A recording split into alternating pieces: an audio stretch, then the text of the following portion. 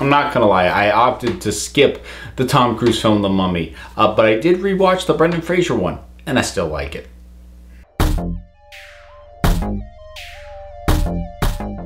So The Mummy has come out to not good reviews and a very mixed box office. I'm gonna get to that in a little bit. I'll pick into that a little bit more, but largely what I want to talk about here is what's going to happen to the dark universe that is attempting to be built, that Universal is trying to make with all of this. And I think it's very much going to be kind of up in the air. But let's start with some numbers. So the film opened in second place, which is never great, and especially considering that it was the major release of the weekend. It opened in second place behind Wonder Woman, which is in its second weekend. So when you take second place to a film that's in its second weekend, that's really not good. The movie came in around 32 million domestic, and that is not impressive. I mean, there's pretty much no way that breaks 100 million total domestic box office. Now, international is faring much better. It's something like 160 million for the international. Now, that is the biggest international box office opening for a Tom Cruise film. By contrast, the domestic opening for The Mummy is lower than it was for The Scorpion King, the spin-off from the last Mummy series. So yeah, not great. Now, again, like I said, domestic, very unlikely to break 100 million. This thing's not going to have legs. This thing has a cinema score of a B-. I haven't talked about cinema score before. I've talked about Rotten Tomatoes, and I've talked about things like that. What cinema score is it's a company that takes surveys of audiences as they are coming out of a movie, and they rate it on an A to F scale. Now, the way that they tend to work, really anything that isn't in the A range is iffy at best, because honestly, general audiences tend to rate movies much more favorably than critics do. So while critics may be averaging, you know, like a 7.5 on something, which, you know, would be like a C if you were to translate that numeric grade to a letter grade, you know, most audiences will be giving it an A-, a B+. This thing getting a B-, and as a rule of thumb, anything that gets to a C, which this is just barely doing better than, that's generally considered to be a fail as far as how cinema score tends to equate the grades that audiences are giving these things. So it's probably not going to have legs either because it's not connecting with audiences. Now, will the international box office be enough to keep this thing going? I would say probably for one more movie. Because to make the comparison to, say, Sony with their Amazing Spider-Man series, the first Amazing Spider-Man did okay. It underperformed to some expectations, but it really was all going to come down to, could the sequel take the criticisms and the concerns that people have and fix them and do it better? Amazing Spider-Man 2 failed to do that. Pretty much everything that didn't quite work in the first Amazing Spider-Man, they made worse. And yeah, people didn't really care for it. That underperformed, and Sony had to pump the brakes on their entire Spider-Man thing. Universal might be looking down the barrel of a slightly similar situation in terms of just, you know, they've got enough things in motion. I think the Frankenstein one's probably the one that's furthest along because it's got a director in Bill Condon. It's already got Javier Bardem on as the Frankenstein's monster. I think there's a pretty good chance we still get that one, but unless that one is a knock out of the park, more or less a home run, I think we're probably not going to see too much in terms of this interconnected universe. We may still see some of these films because I think Universal is kind of lacking in a major franchise momentum right now. They're not really able to play the games that Fox and Disney and Warner Brothers are playing in terms of major tentpole franchises. Universal doesn't really have much going, and they were hoping Dark Universe was going to be their entry into that, and it's really not looking good. Now, they still have you know, well, I say they have the rights. Most of these stories and most of these creatures that they have been planning, the Invisible Man, they've announced the Hunchback of Notre Dame, Frankenstein I mentioned, Wolfman, Phantom of the Opera. These are public domain characters, but they have the rights to the specific universal interpretation and version of these characters. Creature from the Black Lagoon is uniquely theirs because that was a movie. It wasn't based off specific adapted material, but they may lose the impetus to try and interconnect these films. So the whole Prodigium thing with Russell Crowe as Dr. Jekyll, who was looking to be their version of Nick Fury and S.H.I.E.L.D. and all that, I would not be shocked if that takes a back burner place in Frankenstein and then goes completely out the window. And I think fundamentally, and again, I will confess to not having seen the Mummy movie, but from the reviews I've read, the fact that it is at least as interested in world building as it is telling a story, if not more so, is one of the major complaints people seem to have about it.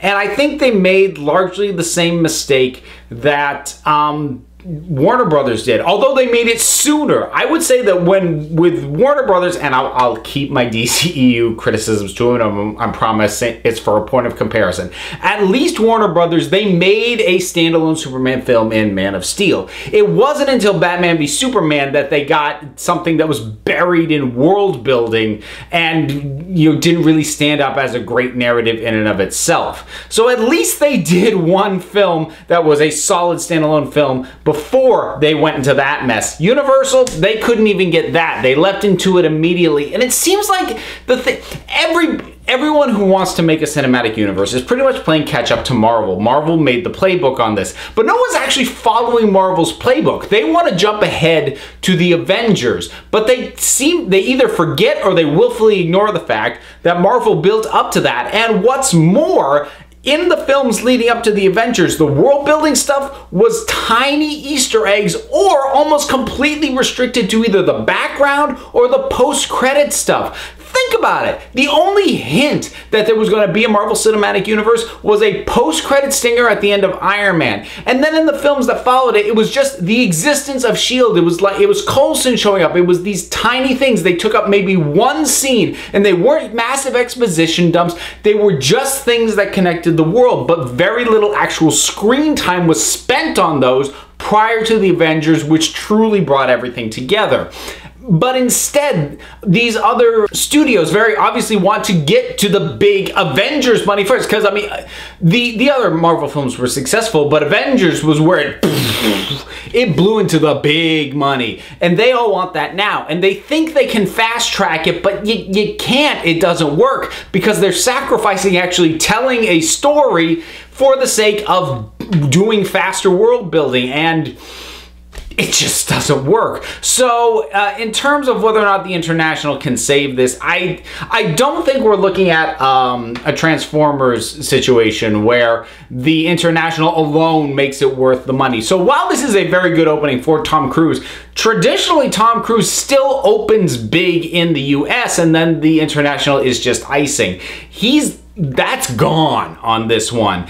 And so the international box office on this, you're probably looking at a bit more of a Pacific Rim situation where once all the money is calculated and they go, yeah, we'll take one more crack at that. Because, I mean, if you think about Pacific Rim, they really dragged their feet before announcing and putting into motion the sequel. And it does seem like the amount of money that first one made was really riding the line of, is it worth our cost to do this again? Now, in the case of Universal, I think it is more worth their cost to do it again. But I would also not be surprised if these projects take a big budget cut. Because The Mummy was kind of expensive for what it was. Because they took a lot. I mean, they tried to be taken more seriously, but they were taking more cues in terms of the scale and the scope of everything from the 90s, the 99 Mummy movie and its sequel, than from the original Universal Monster, which was a very low-key thing. So I think we might be seeing when they get to their next one, which again I expect to be Frankenstein or Bride of Frankenstein. It seems to be going back and forth which one's actually being made, but it's something Frankenstein related. I expect the budget's going to be cut on that and it's going to become lower key. But the thing is, honestly, I don't know how much legwork is being done by these studios into whether or not anyone wants these cinematic universes. And I think Sony in a lot of ways is making the same mistake with the Spider-Man cinematic universe. I mean, that being said, I think you ask most people, would you like more Spider-Man related movies? They would say yes, but I think that's probably because they don't understand that what Sony is planning to do is to have them completely disconnected from the MCU, probably not even having Tom Holland as Spider-Man appearing. But I've ranted about that before. I'll get off that. I don't think there was really anybody out there clamoring for a Universal Monsters cinematic universe. And I understand there's a legacy and there's a heritage to that because they effectively were the original cinematic universe. But also, let's keep in mind, it's easy enough to say that, but you think about it, by the time they were mashing those monsters up, it quickly became a joke. I mean, they went from Frankenstein meets the Wolfman to Abbott and Costello meet Frankenstein. And that happened pretty quick. The whole idea of these mashing them up was not, it was not like a prestige, let's get back to that. It became a joke, even at the time. So the whole idea of reviving that and taking it dead serious, just, it strikes me as really weird. And I'd say that, like, I'm not opposed to bringing these characters back, but tell their stories, or better, tell a new story with them, because honestly, most of these stories, audiences know, whether they've seen the original Universal monster versions of these characters or not.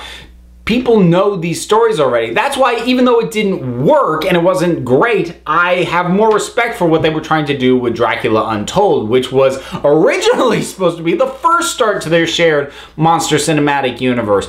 But at least that was trying to do something different with the Dracula legend, rather than just telling us the same story of Dracula yet again. Now, The Mummy, as far as that goes, could have been different, because The Mummy is a fairly generic setup. Thing gets awakened, there's a curse. That's really all you need. Beyond that, you can go big in scope, you can go small in scope, you've got a lot more wiggle room. The actual beats of the story aren't as fixed, but rather than use that as an opportunity to actually tell a story, they opted just to do a crap ton of world building, so they blew that. But if they bring this Frankenstein out and they go, okay, let's just, even if they think, okay, let's get more focus, let's tell Frankenstein. If they just tell Frankenstein, is anybody gonna care? When was the last time anybody cared about a Frankenstein movie? A straight up one. I mean, I remember the one from the 90s, the one with Robert De Niro and Kenneth Branagh, which was okay. But even at the time, I don't think anybody cared, and I don't think anyone's appetite to see Frankenstein again has gotten any better, because honestly,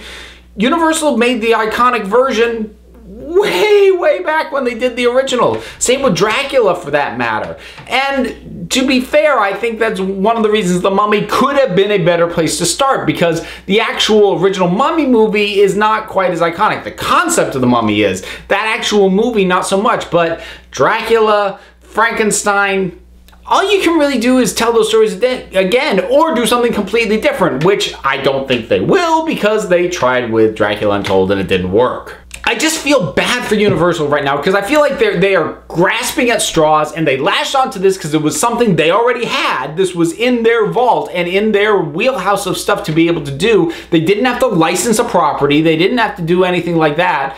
But I don't see this working out for them. I think the only one that has any potential that I'd be interested in would be The Creature from the Black Lagoon, because that is really only those previous movies. And while the look is iconic and the look has become saturated into the pop culture, the creature itself hasn't been done to death the way pretty much all the rest of this has. So again, summing up, in the wake of The Mummy, I expect we'll get Universal's Frankenstein thing, and if that is dead on arrival, these things are either going to go away completely, or at the very least, they're not going to bother interconnecting them, and they're going to be done on much smaller budgets. So those are my thoughts on the fallout from The Mummy landing with a thud in the US at the very least. So what are your thoughts about all this? Does it make you sad that this dark universe is probably not going to happen, or at least is probably going to get a massive reconfiguring? Or, you know, are you happy? Did this bum you out that it was going to happen? Do you not care? Whatever your thoughts are, drop something down in the comments. Let's talk about it. Don't forget to like, subscribe, check me out on Twitter at Council of Geeks. Give a listen to the Council of Geeks podcast, available on iTunes and Stitcher. I am also one half of the Punch Like a Girl podcast, also available on iTunes and Stitcher. So until next time, this council is adjourned.